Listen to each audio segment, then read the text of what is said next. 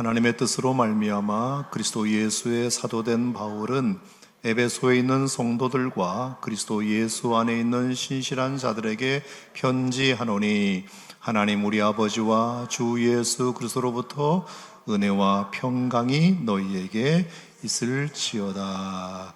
아멘. 따라합시다. 그리스도 예수 안에서, 그리스도 예수 안에서. 자, 오늘은 이런 주제로 하나님 말씀을 좀 나누겠습니다. 성경 중에 가장 중요한 주제 중에 하나가 이제 그리스도 예수 안에서 또는 예수 안에서 이런 주제인데요. 바울 서신에만 해도 이 그리스도 안에서, 예수 안에서 이런 표현이 180번 정도 등장하고,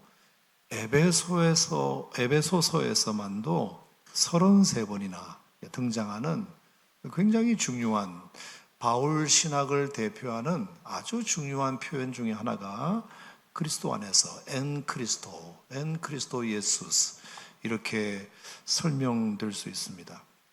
자, 1절 말씀에도 보면은 하나님의 뜻으로 말미암아 그리스도 예수의 사도된 바울은 에베소에 있는 성도들과 그리고 그것을 그리스도 예수 안에 있는 신실한 자들이라고 한 번 더 표현했잖아요. 자, 에베소에 있는 성도들에게 편지한다고만 해도 될 텐데, 에베소에 있는 성도들을 다른 말로 표현해서 너희들은 그리스도 예수 안에 있는 신실한 자들이다.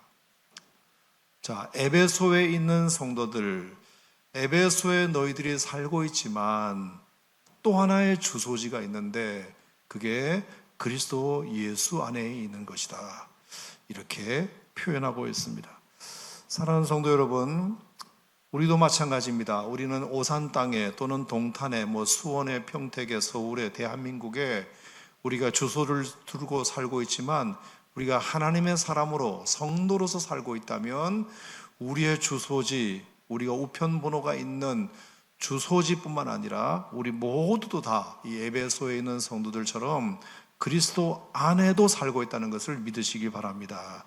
우리가 어디에 있든지 다 우리는 그리스도 안에 살고 있는 것이다.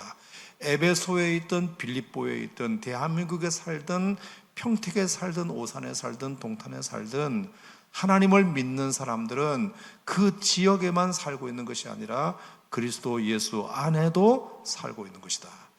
이 이야기를 바울이 줄곧 에베소서에서 강조하고 있는 것을 이제 앞으로 보게 될 텐데요. 자, 심지어 어떤 표현까지 했느냐 하면은, 자, 4장 1절 한번 말씀을 보시겠어요? 자, 에베소서는 여러분 아시는 대로 에베소서는 옥중서신 중에 하나잖아요. 바울이 가택연금 가운데 있지만 쇠사슬에 매여 있단 말입니다. 자, 그런데 4장 1절 한번 보세요. 4장 1절 시작.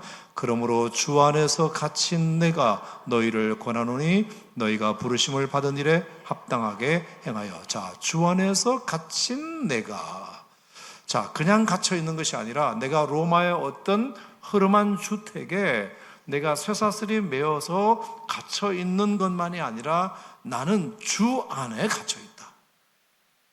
갇혀 있긴 하나 그것이 주 안에 갇혀 있다. 이 말은 내가 갇혀 있어도 주 안에 있다. 아멘 한번 할 줄 알았더니, 갇혀 있어도 내가 주 안에 있다. 자유로워도 주 안에 있고, 갇혀 있어도 주 안에 있고, 내가 배불러도 주 안에 있고, 배가 고파도 주 안에 있고, 밖에 있어도 주 안에 있고, 안에 있어도 주 안에 있고, 성도가 움직이는 모든 동선을 따라 하나님은 당신 안에 나를 거하게 하신다는 것을 이 에베소서 기자인 바울은 말하고 있다는 것입니다. 그러므로 성도의 주소지는 우리가 경기도 오산시 수목원로 몇 번지 이렇게도 있지만 우리가 어쨌든 하나님 안에, 주 안에도 우리가 주소지를 두고 있다는 것을 우리가 분명히 기억해야 됩니다. 그러므로 우리는 우리가 살고 있는 이 땅을 통해서 하나님께서 우리 성도들을 얼마나 아끼고 사랑하시는지도 알아야 되고, 우리가 어디에 마음을 두고 살아야 하는지도 우리에게 말씀해 주시는 것 같습니다. 자, 예를 들어서 우리가 이스라엘 백성들이 출애굽을 했을 때 10가지 재앙을 이제 통해서 애굽이 망하는 것을 똑똑히 보고 이제 백성들이 출애굽을 했지 않습니까? 자, 그런데 출애굽을 해서 그것까지는 좋았는데 그들이 홍해 앞에서 좀 실망스러운 고백들을 그들이 하게 됩니다. 자, 출애굽기 14장에 보면은 이런 표현이 있는데요. 바로가 가까이 올 때 이스라엘 자손이 눈을 들어 본즉 애굽 사람들이 자기들 뒤에 이른지라. 이스라엘 자손이 심히 두려워하여 여호와께 부르짖고 그들이 또 모세에게 이르되 애굽에 매장지가 없어서 당신이 우리를 이끌어내어 이 광야에서 죽게 하느냐? 어찌하여 당신이 우리를 애굽에서 이끌어내어 우리에게 이같이 하느냐? 이러면서 우리를 내버려둬라. 우리가 애굽 사람을 섬길 것이라 하지 아니하더냐? 애굽 사람을 섬기는 것이 광야에서 죽는 것보다 낫겠노라. 이렇게 말을 해요. 자, 그들이 어마무시한 10가지 재앙 속에서 그래도 하나님이 역사하셔서 장자의 죽음까지 하나님께서 얼마나 그들을 위하시고 그들을 사랑하시고 그들과 함께 하고 계신다는 것을 똑똑한 증거로 보여주셔서 출애굽을 했건만 그들이 홍해 앞에서 말하는 이 내용을 한번 여러분 들어보세요. 자, 그들은 이미 홍해 앞까지 왔지만 마음은 지금 어디에 있었다? 애굽에 있었습니다. 몸은 여기 있었지만 마음은 여전히 거기 있어서 차라리 우리가 애굽 사람을 섬기는 것이 이 광야에서 죽는 것보다 더 낫겠다. 여러분, 사람은 몸이 어디 있냐가 중요한 것이 아니라 마음이 어디 있냐가 중요한 것 같습니다. 아무리 몸이 여기 있어도 생각이 거기 가 있으면 거기 있는 거지 여기 있는 것이 아니잖아요. 사도 바울이 아무리 감옥에 있어도 마음이 예수 안에 있으면 그는 감옥 안에 있는 게 아니라 예수 안에 있는 것입니다. 여러분, 우리가 어떻게 사는 것이 옳을까요? 내 몸을 구속하고 있는 감옥 안에 있는 걸로만 생각하지 말고 여러분의 주소지가 예수 안에 있다는 것으로 인하여 자유롭게 되기를 축복합니다. 그러지 않으면 이스라엘 백성들이 출애굽을 했음에도 불구하고 자유로운 몸이 되었음에도 불구하고 여전히 그들의 마음은 애굽에 있었기 때문에 몸만 자유롭지 마음은 여전히 구속 상태에 있었다는 것을 우리가 알 수 있어요. 자, 그런 걸 보면 창세기 28장에 베델에서 경험한 야곱은 참 재밌는 표현입니다. 자, 야곱은 베델에 와서 굉장히 두려웠어요. 부모님을 떠나서 혼자 외삼촌 집으로 가야 하는 상황이었기 때문에 루스라는 지역에서 홀로 잠을 청하지 않습니까? 성경에 나와 있는 대로 진짜 땅을 요 삼아 하늘을 이불 삼아 그리고 돌베개를 하고 그렇게 잠을 청하게 됩니다. 하필이면 루스라는 이 지역 이름이 길을 잘못 들었다는 뜻이에요. 길을 잘못 들었다. 하필이면 자기가 잠을 청하고자 하는 그 곳의 이름이 길을 잘못 들었다는 지명을 가진 루스라는 땅이었습니다. 얼마나 마음이 불안하고 초조하고 걱정이 많았겠습니까? 그래서 억지로 잠을 청하는데 얼마나 추웠겠어요. 얼마나 돌베개가 딱딱했겠습니까? 얼마나 두려웠겠습니까? 근데 하나님께서 정말 감사하게도 야곱에게 잠을 주셨어요. 그래서 꿈을 꿨어요. 아마 하나님께서 이 다음에 어떤 다음에 나오는 꿈을 꾸게 하시려고 하나님께서 야곱에게 잠을 들게 하신 것 같습니다. 그래서 잠이 들었는데 어떤 꿈을 꿨죠? 하늘에서 사닥다리가 내려왔는데 그 사닥다리의 끝이 하늘에 닿았고 땅에 닿았다. 그리고 천사들이 오르락 내리락 하는 모습을 보면서 거기에서 하나님의 음성을 듣게 됩니다. 자, 하나님의 음성이 뭐라고 되어 있냐면 창세기 28장 한번 제가 여러분에게 읽어드릴게요.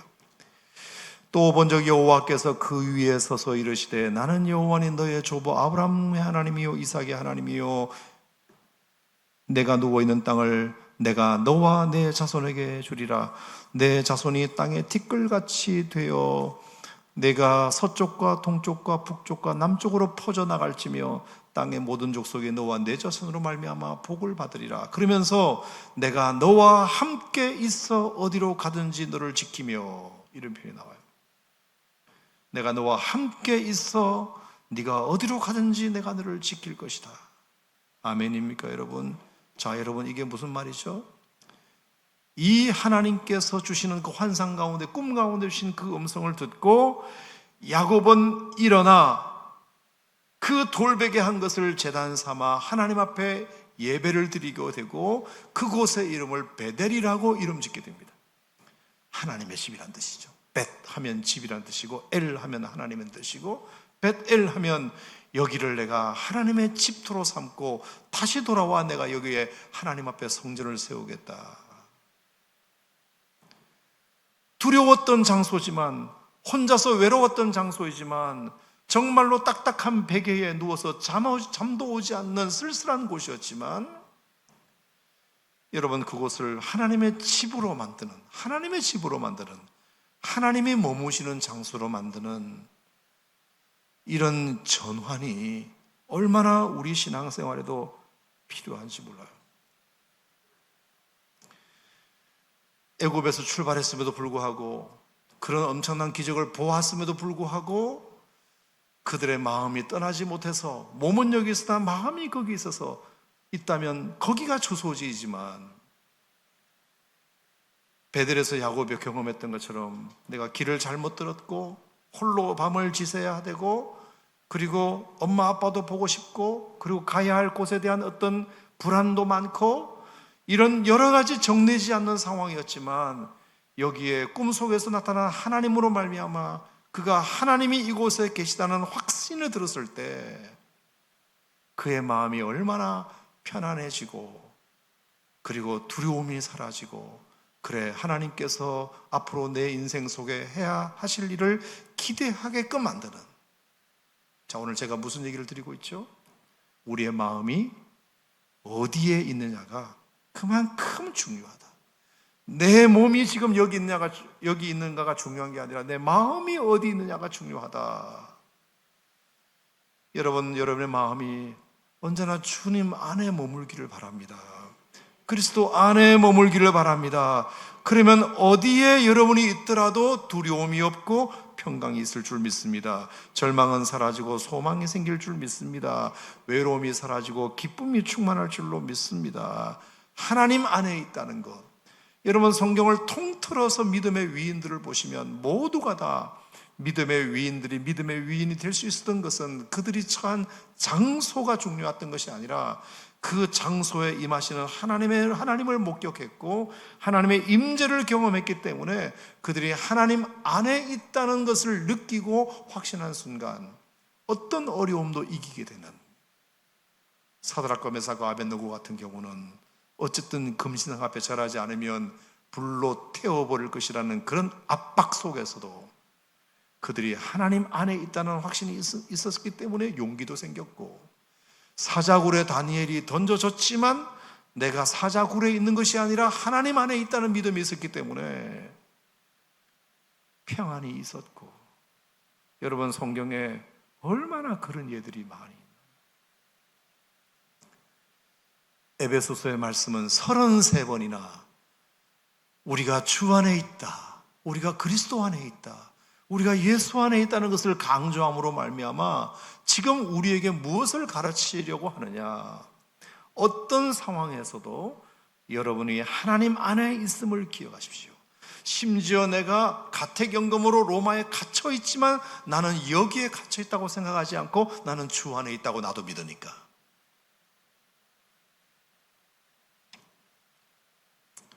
여러분, 이렇게 우리가 주 안에 있다는 것을 분명히 믿으면 요한계시록 14장 13절에 이런 말씀도 우리는 믿을 수 있어요. 뭐라고 되어 있죠? 주 안에서 죽는 자들은 복이 있느니라. 우리의 죽음도 주 안에 있다는 것을 믿으면 그 성도의 죽음은 우리에게 복이 된다고 장례식 때 내가 여러 번 설교해드리지 않습니까? 죽음이 복은 아니지만 우리가 그 죽음도 주 안에서 이루어지는 것이라면 그 죽음도, 성도의 죽음은 복이 될 수 있는 거죠. 왜? 소멸이 아니라 그게 영생으로 들어가는 문이기 때문입니다. 이별이 아니라 또 다른 만남으로 들어가는 문이기 때문입니다. 절망이 아니라 또 다른 소망이 있는 문이기 때문입니다. 죽음이 끝이 아니라 또 다른 시작이기 때문입니다. 죽음은 공포가 아니라 우리에게 또 다른 기쁨을 제공하는 보따리가 되기 때문입니다.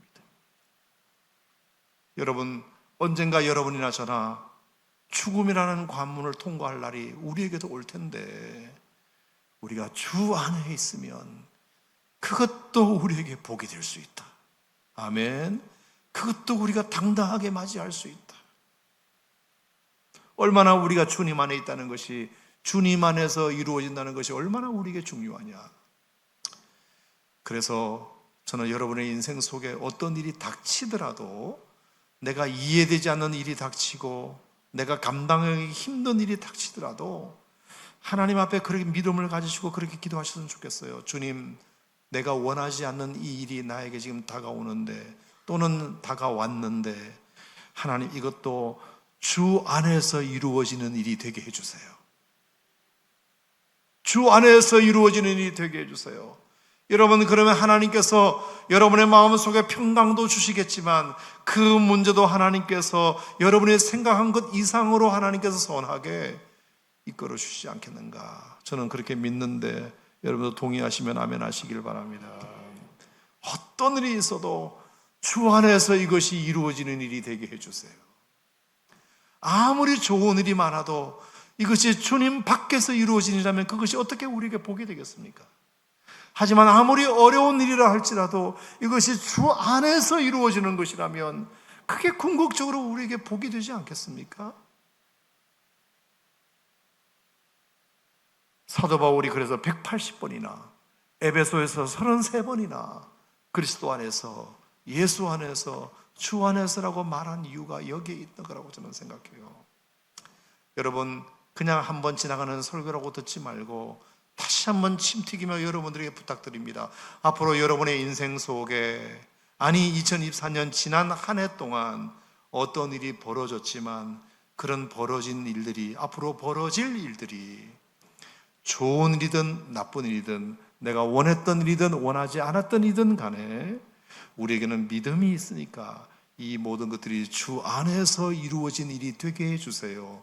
주 안에서 이루어지는 일이 되게 해주세요. 우리가 그렇게 기도하면 그 그리스도 안에서 누리는 평강, 그 그리스도 안에서 누리는 만족, 위로가 분명히 있으리라. 저는 그렇게 믿는데 동의하시면 아멘 하시기 바랍니다. 자, 어떤 모녀 이야기를 잠깐 해볼까 하는데요. 어떤 어머니가 이제 이혼을 하고 이제 딸 자식 하나를 키워서 이렇게 이제 살아가고 계셨는데, 어쨌든 딸 하나니까 또 아빠 없이 자라야 되니까 뭐 믿음으로 키워보려고 굉장히 많이 애를 썼겠죠.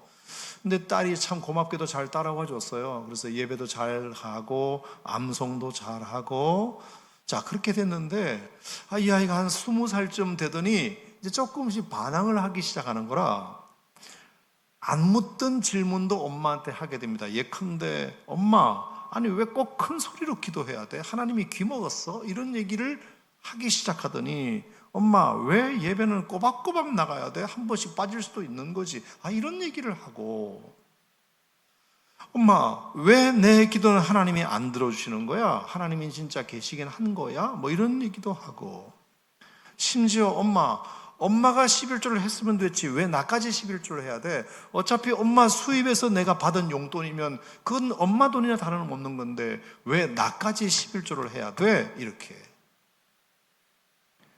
그 전까지는 이런 질문을 안 하던 딸내미가, 순순히 말만 잘 듣던 딸내미가 이제 안 하던 질문을 하게 되면서 엄마가 당황하게 돼서, 그래서 이 아이 안 되겠다 싶어가지고 더 강하게 엄마가 푸시를 했답니다. 그랬더니 이제 이 아이는 더 이제 반항을 하는 거죠. 엄마는 그게 문제야. 이런 교육 방식이 문제라고. 엄마가 자꾸 그러면 그럴수록 내가 하나님과 더 멀어지게 되는 거 몰라? 그러면서 이 아이가 정말 있을 수 없는 엄마에게 상처를 입히고 가출을 해버립니다. 가출. 지금까지 남편하고 이혼하고 딸 자식 하나 믿음으로 잘 키우는 희망으로 살았는데 딸이 그렇게 가출하는 것을 보고 하늘이 무너지는 듯 했습니다. 당연히 밥도 안 먹히고 잠도 안 오고 걱정이 되면서도 밉기 이룰 수 없고 미우면서도 걱정되고 걱정되면서도 밉고 하나님 원망스럽고 죽고 싶지 않고 인생에 낙이 없고 이런 상황이 이제 벌어지게 된 거죠. 어느 날 밤 기도를 하는데 이제 하나님이 찾아오신 거예요. 그릇으로 찬양해라 이렇게 말씀하시면서 걱정하지 말라는 거예요. 너의 딸이 너로부터 잠시 떠나갔지만 여전히 그 딸은 내가 사랑하는 딸이기 때문에 주 안에 있다. 내 안에 있다. 내 안에 있다는 확신을 주셨어요. 그 딸이 내 안에 있으니까 걱정하지 마라. 여러분, 저는 사실 남의 얘기처럼 저도 들은 얘기지만 내 눈에 당장 보이지 않으면 얼마나 그게 불안합니까? 어디서 어떻게든지 알고 불안합니까? 핸드폰도 안 되고 위치 추적도 안 되는 이런 상황 속에서 어디서 뭘 하는지 어떻게 알아요? 그런데 하나님이 어느 날 밤에 걱정하지 마라 딸아, 너의 딸은 내 안에 여전히 있으니까 내 안에. 이 마음이 그렇게 위로가 되더래요. 그렇게 위로가 되더래요. 그래서 그냥 밤새도록 불렀던 노래가 주 안에 있는 나에게 딴 근심이 있으랴. 그래서 마음이 평안해지면서 며칠 동안 못 잤던 잠을 그날 밤 잤대요. 그리고 사흘 뒤에 놀라운 일이 일어났는데 딸이 자기 발로 집으로 돌아왔대요. 딸이 자기 발로. 엄마의 가슴팍에 안겨가지고 그렇게 엄마에게 눈물을 흘리면서 용서를 구하고. 그래서 궁금하잖아요. 도대체 며칠 동안 어디서 어떻게 지냈는지가 궁금했고, 두 번째 어떻게 지발로 자기가 또 돌아왔을까가 너무 궁금해서 물었대요. 그랬더니 딸이 그런 말을 합니다. 내가 딸을 가출해가지고 돈이 떨어진 거죠. 돈이. 여러분, 가출할 때 아무리 가져가도 다 떨어지잖아요. 밥도 먹어야 되고 잠도 자야 되고 하니까. 그래서 먹기는 해야 되고 잠도 자야 되니까 할 수 있는 게 춤밖에 없으니까 춤출 수 있는 곳을 찾았대요. 나이트 클럽 이런 데 있잖아요. 춤을 잘 추니까. 그래서 밤마다 춤을 추고 일당 돈 받고 그리고 재워주는 숙소에서 자고. 어느 날 춤을 추는데 한 청년이 무대 밑에 와가지고 자기를 뚫어지게 이렇게 쳐다보더래요. 아저씨들이 쳐다보는 게 아니라 한 젊은 청년이 춤추는 자기를 뚫어지게 바라보더래요. 그래서 이놈 뭐야? 이러면서 이제 춤을 끝내고 막 나가려는데 그 청년이 따라오면서 저 할 말이 있다고. 잠깐만 얘기해도 되겠느냐고.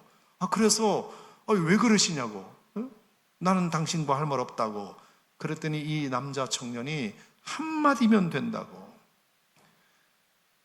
그러면서 이 얘기를 해주더래요. 첫 번째가 Jesus loves you죠. 예수님은 당신을 사랑하십니다. 묻지도 않았는데 예수님은 당신을 사랑하십니다. 그러면서 두 번째가 뭐냐면 So you don't belong here. You don't belong here. 당신은 여기가 어울리지 않습니다. 당신은 이곳이 어울리지 않습니다. 예수님은 당신을 사랑하시기 때문에 당신은 이곳이 당신에게 어울리지 않습니다. You don't belong here. 그 말을 듣는데 그렇게 소름이 끼치더래요. 그리고 나서 청년이 그 말하자 돌아서길래 오히려 이제 여기서 붙잡았어요. 당신 누구냐? 당신 누군데 왜 나한테 이런 말을 해주느냐?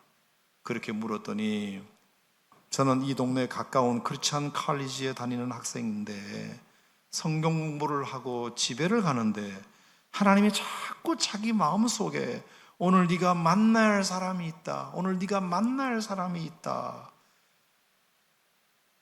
그러면서 하나님께서 자기의 걸음을 이곳으로 인도하셨다는 겁니다. 자기도 한 번도 이 나이트클럽에 들어온 적이 없지만 오늘 네가 만날 사람이 있다는 감동을 계속 주셔서 결국은 이끌려 들어왔고 당신이 눈에 보였다. 하나님이 저 처녀에게, 저 여학생에게 이 말을 던져주라고 말해서 나는 당신에게 이 말을 하고 나는 가는 것뿐이다. 그러니까 이 가출한 여자 청년 입장에서는 순간 이것이 하나님이 나를 다시 부르시는 음성이구나, 그걸 깨달을 수밖에 없는 거죠. 그래서 그날 밤에 당장 받을 돈 다 포기하고 먼 길을 걸어서 아침에 집으로 돌아오게 되어 그 어머니를 만나게 되었다. 자, 여러분, 제가 출처는 분명하지 않지만 제가 이런 얘기를 들었는데 중요한 것은 하나님께서 그날 그 어머니의 마음속에 너의 눈에서 잠깐 가출을 해서 불안하고 걱정될 수밖에 없지만 하나님께서 그 딸을 내 안에 있다, 여전히 내 안에 있다는 그 확신이 하나님으로 하여금, 그 딸로 하여금 결국에 한 청년을 감동시키셔서 그 딸에게 그 메시지를 전하게 하심으로 돌아오게 하셨다는 겁니다. 그래서 물었대요. 엄마가 딸에게 그 청년이 찾아온 때가 언제냐 물었더니 지난 화요일 밤 10시래요. 그 지난 밤 화요일 밤 10시가 바로 엄마가 하나님 앞에 기도하면서 음성을 들었던 그 밤, 네 딸이 여전히 내 안에 있다고 말했던 그 시간과 정확히 일치하는 것을 보면서 아, 하나님께서 우리 딸을 살려주셨구나. 지금까지 우리가 하나님 앞에 기도했던 그 기도가 절대로 허사가 아니었구나.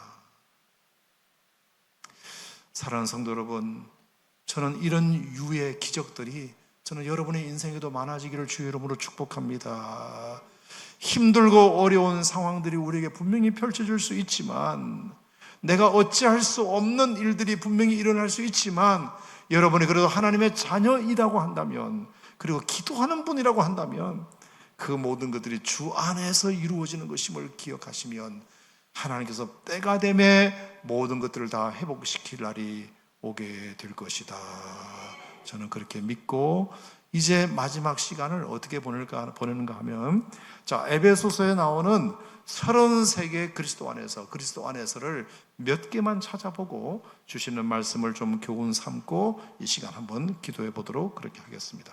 자, 에베소서 말씀을 우리가 다시 한번 보시면서, 자, 바울이 그리스도 안에서, 예수 안에서라고 계속 강조하면서 에베소서 전편에 이것을 흩어놓았는데요. 자, 몇 가지만 우리가 한번 보도록 하겠습니다. 자, 오늘 에베소서 1장 1절에서 예수 안에서라는 걸 봤죠. 자, 3절 보겠습니다. 3절 다 같이 시작.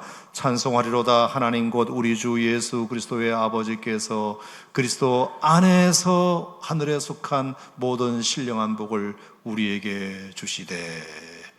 여러분, 진짜 우리가 복이 되는 것은 뭐냐 하면 그리스도 안에서 받는 복입니다. 그리스도 밖에서 받는 복은 우선은 복이 되는 것처럼 보일 수 있지만 여러분, 그거는 결국은 까놓고 보면 복이 아닐 수도 있습니다. 하지만 그리스도 안에서 받는 복이 진짜 복임을 믿으시길 바랍니다. 진짜 복입니다.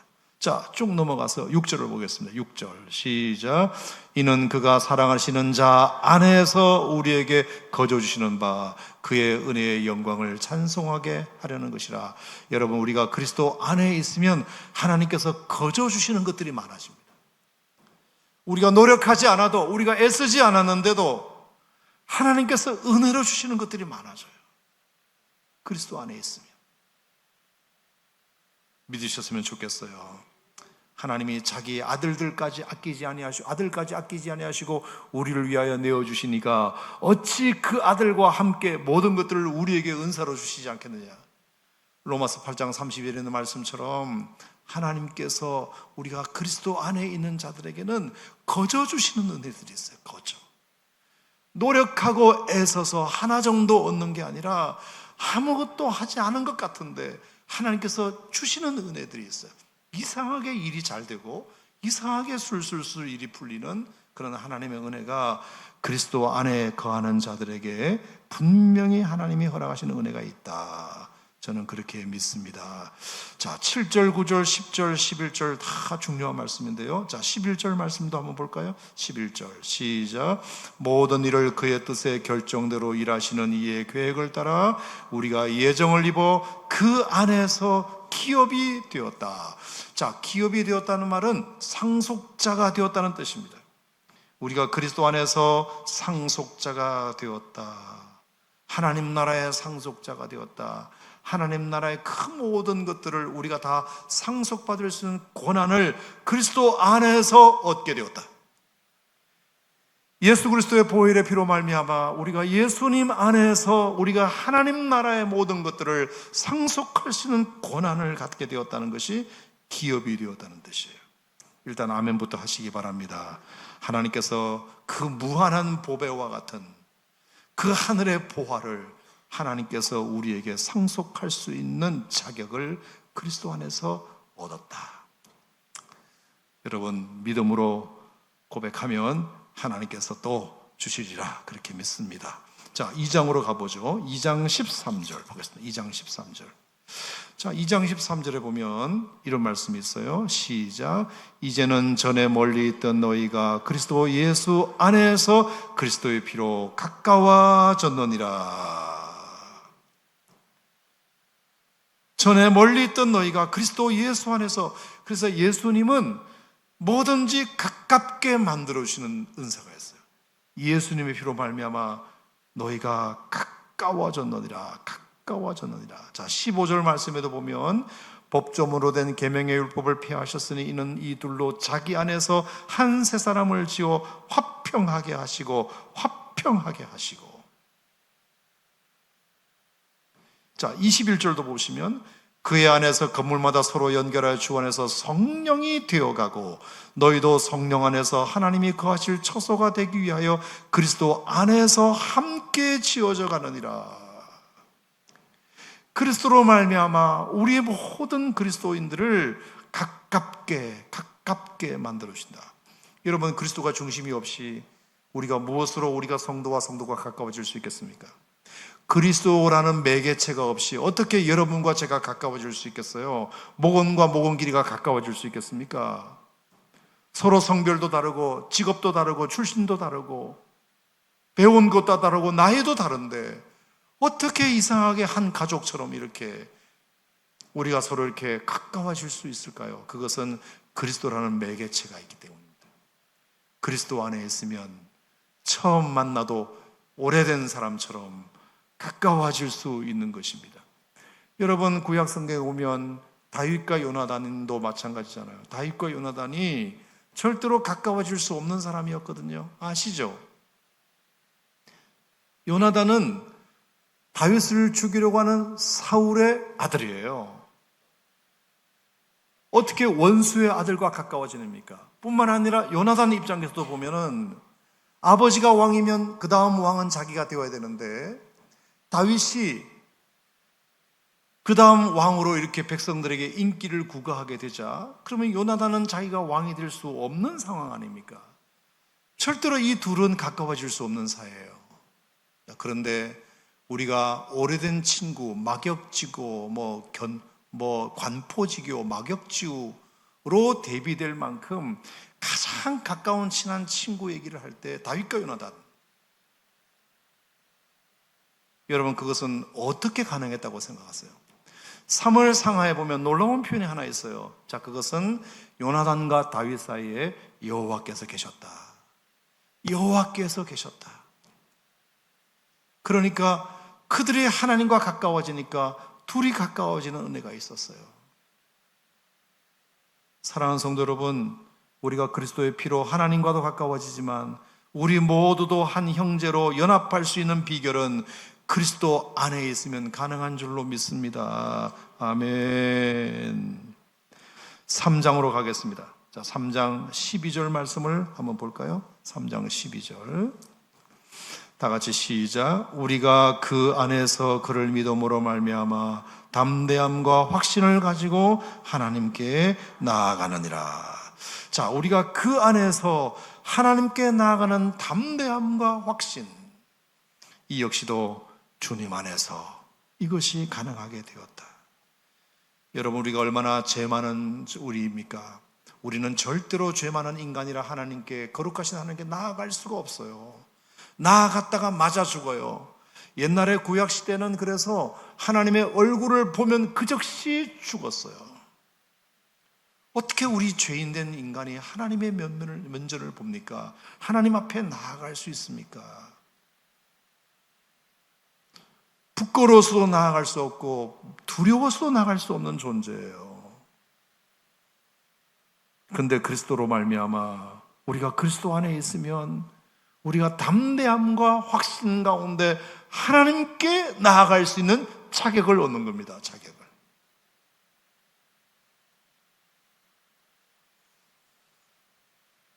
예수님이 아니면 우리도 이 시간에 하나님께 나올 수 있는 자격을 얻는 사람은 아무도 없습니다. 우리의 죄가 드러나서 하나님 앞에 벌받고 심판당할 수밖에 없는 우리들이에요. 그런데 하나님께서 그리스도로 말미암아 우리의 죄를 다 가리워 주셔서 하나님의 사랑받는 존재로 하나님 앞에 나아갈 수 있도록, 그래서 어서 와라. 탕자가 아버지께로 돌아갔을 때 자기네 죄를 고백하며 하늘과 아버지께 내가 죄를 얻었사오니 나를 품꾼의 하나로 보소서, 이런 마음으로 나아갔지만 어디 그 아버지가 내 이놈 하면서 네가 탕진했던 돈을 다 갚아라 이렇게 말씀하셨나요? 아니면 정말 품꾼으로 그를 여기셨나요? 아니잖아요. 아들의 권위를 다 회복시켜 주셔서 가락지 끼우고 신발 씻기고 송아지 잡고, 그러면서 내 아들이 죽었다가 살아난 아들이다, 잃었다가 찾은 아들이다. 아멘. 여러분, 이것은 예수님의 피로 예수 안에서만 가능한 놀라운 일이라고 저는 생각합니다. 그래서 우리는 하나님 앞에 언제든지 나올 수 있는 자격을 얻게 되었어요. 얼마나 감사한지 몰라요. 또 4장을 한번 보죠. 4장. 자, 4장은 32절 말씀을 한번 보겠습니다. 자, 32절. 다 같이 시작. 서로 친절하게 하며 불쌍히 여기며 서로 용서하기를 하나님이 그리스도 안에서 너희를 용서하심과 같이 하라. 그리스도 안에서 너희를 용서하신 것처럼 용서하라. 여러분, 하나님이 똑같은 말씀이지만 우리가 얼마나 많은 큰 죄악 가운데 살았나요? 하나님을 등지고 살았나요? 그런데 하나님이 그리스도 안에서 우리를 다 용서하셨다. 죄를 없는 것처럼 여기셨다. 간과하셨다. 하나님의 의로 우리의 모든 죄를 다 덮으셨다. 그리고 모른 척 하셨다. 우리가 용서한 죄는 동이서에서 먼 것처럼 다 멀리 던져버리셨다. 여러분, 이것은 여러분이 비교적 착하게 살아오셨기 때문에 이 용서의 개념이 마음에 많이 안 와닿지만, 정말로 내가 하나님 앞에 사람들 앞에서 큰 죄인이라고 생각하면 생각할수록 하나님께서 우리를 용서하셨다는 그 사실이 그렇게 많이 크게 다가오리라 저는 생각합니다.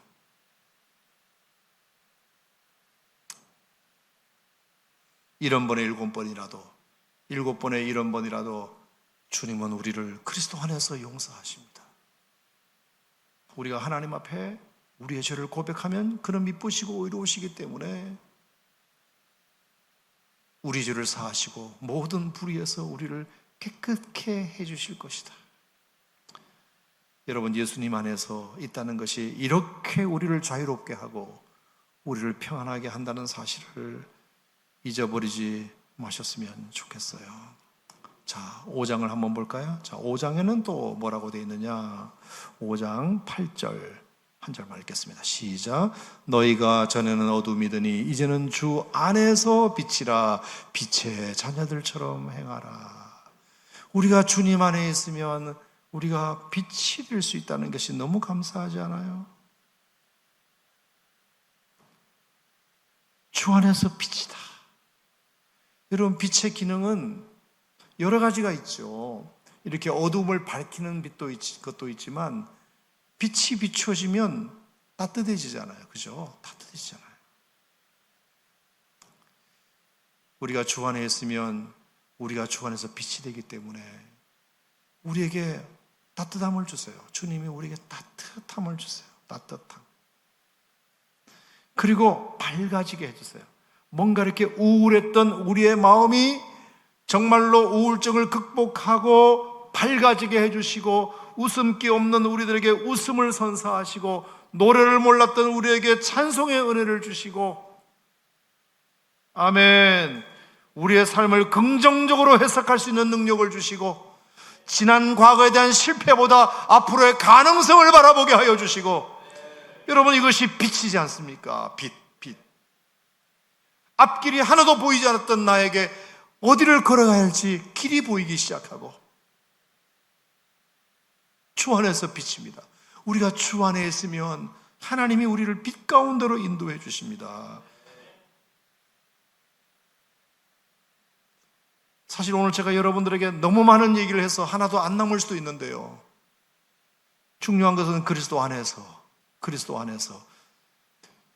바울이 바울서신에서 180번이나 얘기하고 에베소서에서 33번이나 얘기했던 이유가 있지 않겠습니까?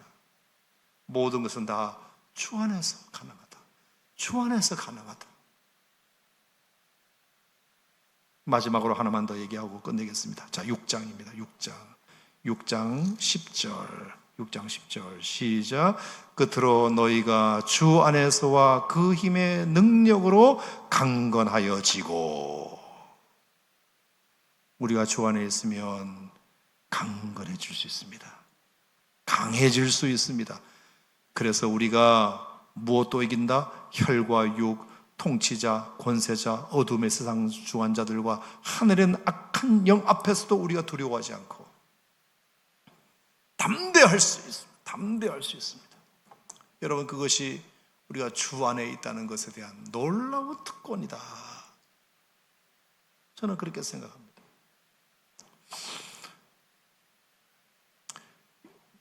갑자기 설교 준비하는데 어릴 때 그게 떠올랐어요. 제가 오늘 이렇게 이제 어릴 때 살았던 주일 설교 준비를 하다가 제가 이제 부산에서 살았던 그 어린 시절의 집들을 쭉 찾아보다가 뭐 추억들이 조금씩 떠오른 것 중에 하나가, 제가 이제 교회에서 예배를 마치고 저녁에 이렇게 마치면 이제 집으로 가는 길에 연탄 창고가 하나 있었어요. 연탄 창고. 허름한 연탄 창고. 당연히 가로등도 없고. 근데 그게 밤이 되면 말입니다. 특히 바람이 불거나 이러면 이렇게 삐걱삐걱 소리가 나요. 소리가. 그러면 낮에는 몰랐는데 밤에는 그게 되게 섬뜩하게 이렇게 느껴질 때가 있어요. 섬뜩하게. 잘 모르시는구나. 하여튼 그런 게 있어요. 너무 이렇게 초등학교 뭐 한 3학년, 4학년 그때 하여튼 거기를 지나가는 게 되게 싫었어요. 아주 싫었어요. 특히 혼자서 밤늦게. 어느 날 밤도 이렇게 비가 추적추적 오고 어쨌든 간에 바람도 불고 또 지나가면 뭔가 거기가 깨름직하고 돌아가는 길이 있지만 그건 되게 멀리 돌아가야 되고 거기가 반드시 지름길인데, 그래서 제가 부를 수 있는 것이 뭐가 있겠어요? 뭐 찬송 부를 수밖에 없죠. 찬송. 주 안에 있는 나에게 난 근심이 있으랴. 십자가 밑에 나아가 내 짐을 풀었네. 하여간 그런 비슷한 노래를 불렀을 거예요. 네, 여러분, 어린 마음에 저는 그것이 하나님께서 주신 은혜라고 생각하고 그것도 하나의 신앙 간증이라고 생각하는데, 뭐 어린 마음에는 그게 가장 커 보이지만 어쨌든 간에 내가 주일학교에서 배웠던 노래나 목사님들의 그 전사님들의 얘기를 듣고 두려울 때는 하나님 앞에 찬송을 불러라.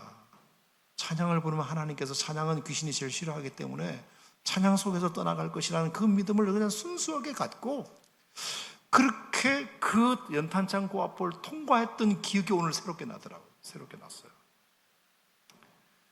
사랑하는 성도 여러분, 비단 이런 이야기뿐이겠습니까? 여러분의 인생 속에 어떤 일을 경험하더라도 그냥 다 주 안에서 있겠거니 주님 밖에서 일어나는 일은 하나도 없겠거니. 아멘. 여러분이 예수님 안에 있으면 여러분에게 일어나는 모든 일도 다 예수님 안에서 일어나는 일입니다. 주 안에서 일어나는 일들이에요. 그러면 괜찮을 겁니다, 여러분. 끝이 좋을 겁니다. 그리고 하나님께서 여러분에게 평강을 하나님께서 때마다 선물로 주시리라고 생각합니다. 이제 올 한 해도 마감하고 새해가 시작되는데 여러분의 남은 인생 속에 한 가지 분명한 결심을 한번 해봅시다. 내가 주 안에 있는 것이 분명하다면 내게 일어나는 모든 일도 다 주 안에서 이루어지는 일이다. 그러면 괜찮다. 그게 당장 실패로 보여도, 그게 당장 아픔으로 보여도, 그게 당장 어려움으로 보여도 주 안에서 되는 거니까. 하나님 안에 있는 거니까. 다 부처님 손 안에 있다고 그랬으니까. 다 내 손 안에 있다고 말했으니까. 다 주님 안에서 이루어지는 거니까. 주님의 시선 밖에서 일어나는 일은 하나도 없고 주님의 시선 안에 있어 일어나는 일이니까 주님이 어떻게든지 이 문제를 아름답게 결론 내려 주실 것이다. 여러분이 걱정하지 말고 여러분이 하셔야 될 일은 그러면 그럴수록 내가 주 안에 머무는 것입니다. 아멘. 내가 주 안에 있으면 모든 일은 다 주 안에서만 이루어진다. 심지어 죽음도. 주 안에서 죽는 자들은 복이 있다 했으니까 심지어 내게 먼 훗날 죽음이라는 것이 내 눈앞에 온다 할지라도 이 죽음도 주 안에서 이루어지는 거라면 이게 소멸이 아니라 새로운 관문이 된다. 절망이 아니라 새로운 소망이 된다. 이렇게 믿으시고 여러분의 남은 인생이 언제나 주님 안에 있기를 축원합니다. 따라합시다. 내가 주 안에만 있으면 내게 일어나는 모든 일도 주 안에서 일어나는 일이다.